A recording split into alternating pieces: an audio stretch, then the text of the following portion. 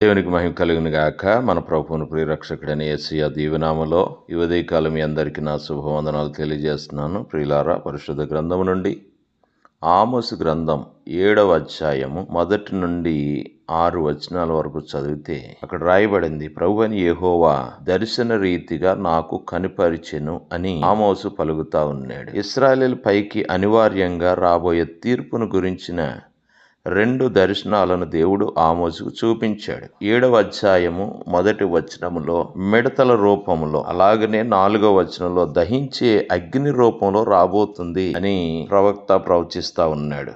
దానికి ప్రతిఫలముగా దారుణమైన కరువు ఏర్పడుతుంది.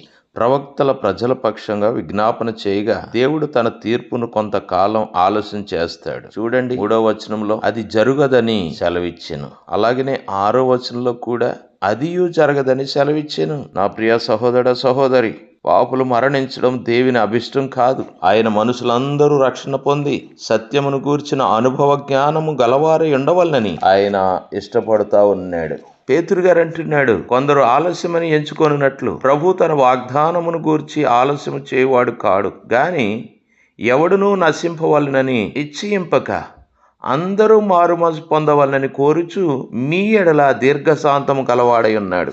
హల్లెలూయా. నా ప్రియ సహోదర సహోదరి, ఆయన అందరి ఎడల దీర్ఘశాంతము గలవారై ఉన్నాడు. ఎందుకో తెలిసినా, అందరూ రక్షింపబడాలని, అందరూ మారుమనసు పొందాలని, అందరూ దేవుని తెలుసుకోవాలని, అందరూ సత్యమును గుర్తించాలని ప్రభు కోరుతా ఉన్నాడు. ఈ రోజున సత్యమును గురించిన అనుభవ జ్ఞానము గలవారై ఉన్నామా?